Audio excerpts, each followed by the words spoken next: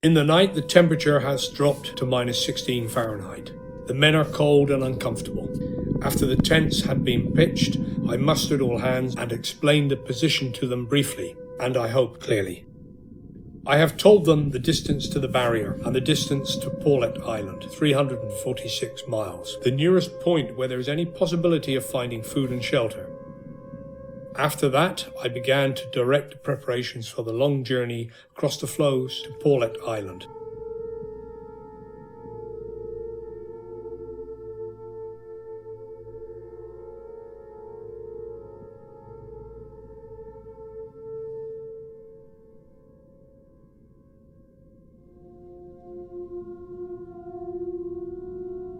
We are 28 men with 49 dogs. In the afternoon, the 3 youngest pups and Mrs. Chippy, the carpenter's cat, had to be shot.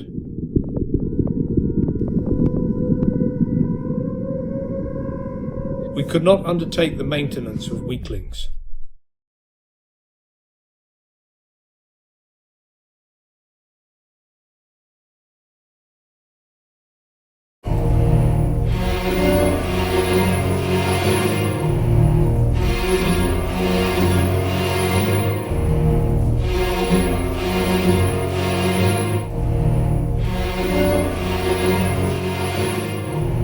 At 3 p.m. after lunch, we got underway, leaving dump camp a mass of debris.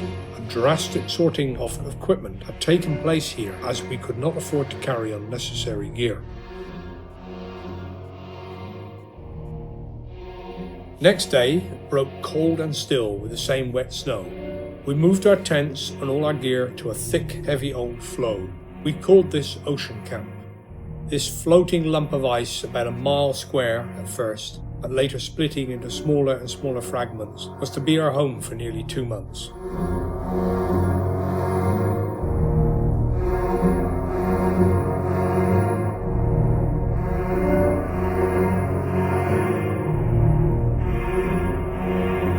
The collection of food was now the all-important consideration, as we were to subsist almost entirely on seals and penguins, which were to provide fuel as well as food. Some form of blubber stove was a necessity. We could only cook seal or penguin hooshes or stews on an improvised stove, and so uncertain was its action that the food was either burnt or partially cooked. We are having enough to eat, but not by any means too much, and everyone is always hungry enough to eat every scrap he can get. Meals are invariably taken very seriously, and little talking is done till the hoosh is finished. To feed ourselves and the dogs, at least 1 seal a day was required. For the next few days we were drifting 7 miles to the north. We are now only 250 miles from Paulet Island, but too much to the east of it. Thus, after a year's incessant battle with the ice, we had returned by many strange turns of fortune's wheel to almost identically the same latitude we had left with such high hopes and aspirations 12 months previously, but under what different conditions now.